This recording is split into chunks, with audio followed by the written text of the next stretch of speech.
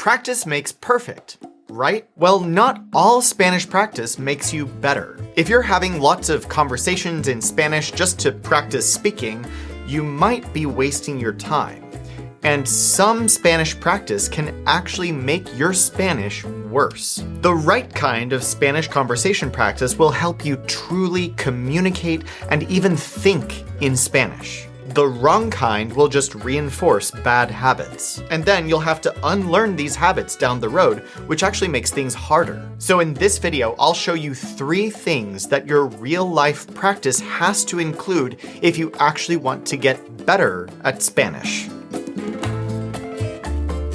The first thing that your Spanish practice needs is native Spanish speakers. The fact is, who you practice with can make or break your progress. If you're practicing Spanish with people who are also learning Spanish, it's probably not helping you much. And that's because when 2 English speakers talk in Spanish to each other, what they're very likely doing is actually speaking English, but using Spanish words to do it. What that means is both of you are thinking in English, you're structuring your sentences in English, but you're swapping out Spanish vocabulary, kind of like it's a find and replace, or maybe a game of language Mad Libs. What that does is it leads to terrible speaking habits that might actually make you completely unintelligible to real native Spanish speakers. That's not what learning a language is. Learning Spanish means restructuring your sentences and even the whole way that you think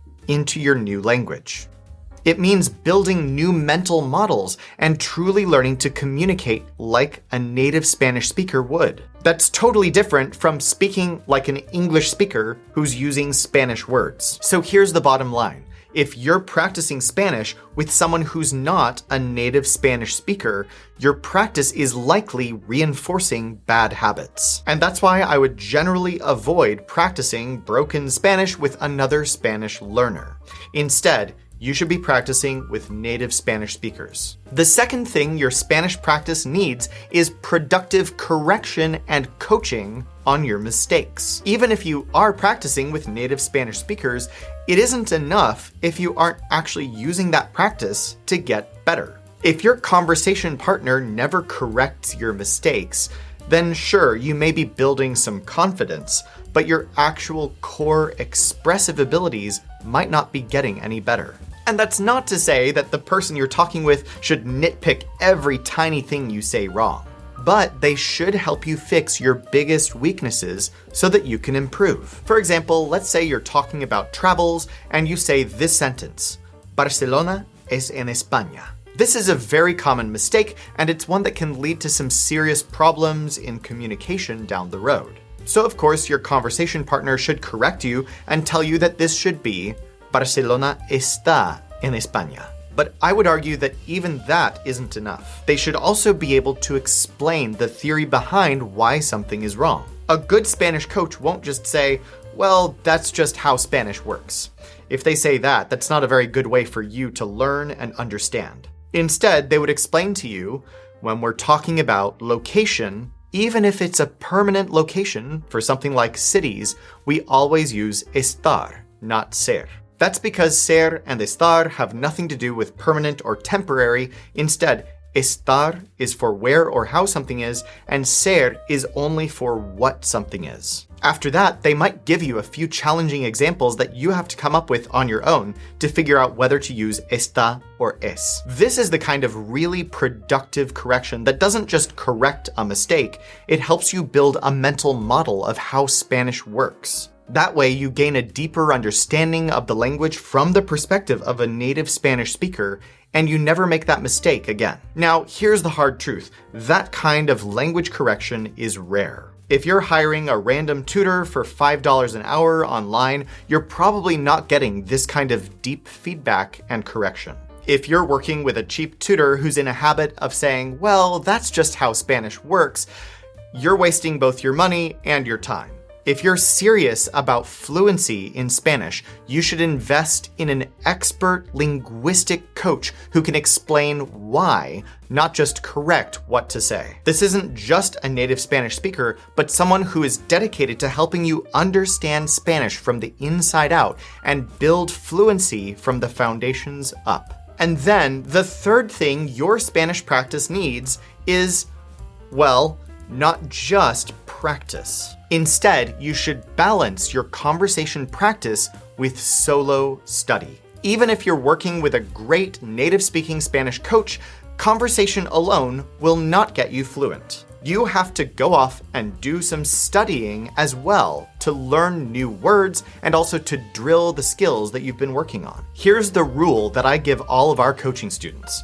For every 1 hour that you're practicing Spanish face-to-face, you should be spending 5 to 10 hours studying on your own.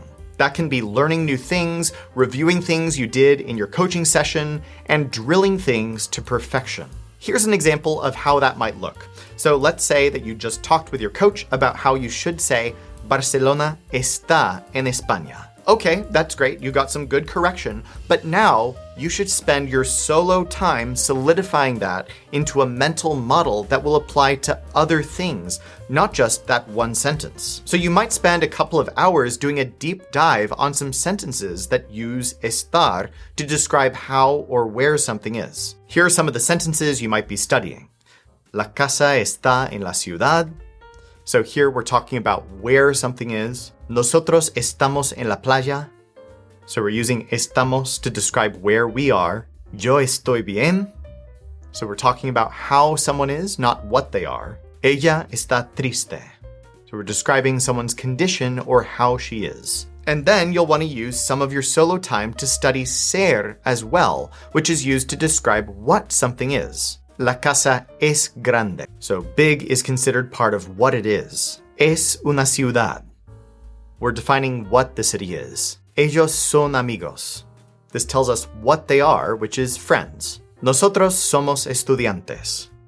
Again, that's what we are. You'll study these sentences, write some variations to understand them better, and drill them with flashcards, including combining some of the ser and estar examples so that you can learn how to distinguish between them.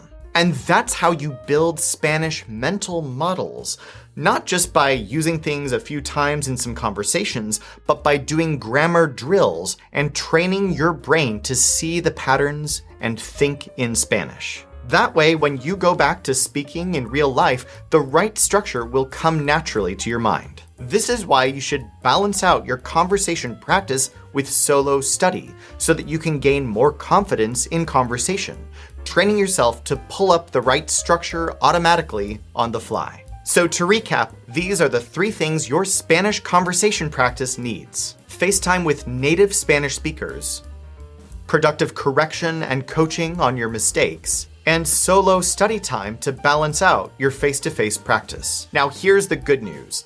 You don't have to go and figure this out on your own. We've spent the last 10 years building an evidence-based coaching system that actually works. This is not guesswork. This is a step-by-step training program that will get you fluent. When you join LearnCraft Spanish Coaching, you get one-on-one practice with native-speaking Spanish experts who actually know how to fix your weak points, custom lesson plans tailored to your level and your goals, personalized feedback that helps you turn your biggest struggles into strengths, and a daily study plan that drills your skills so they actually stick. It's like having a personal trainer, but for your Spanish brain. And if you've been spinning your wheels trying to get fluent in Spanish, this is your breakthrough moment. The easiest way to start working with a Spanish coach is by joining our Spanish in 1 month challenge. It's a 30-day grammar bootcamp focused on the top 100 words and the core sentence structures that real Spanish fluency is built on. You'll get step-by-step daily lessons and access to our custom quizzing app to drill things deeply. Plus, you'll get real feedback from our expert native-speaking Spanish coaches to help you improve every step of the way. Just make sure to add coaching at checkout, and one of our expert coaches will work with you all month. We're here to help you practice Spanish in real life the right way. Just click on the link in the description to get started.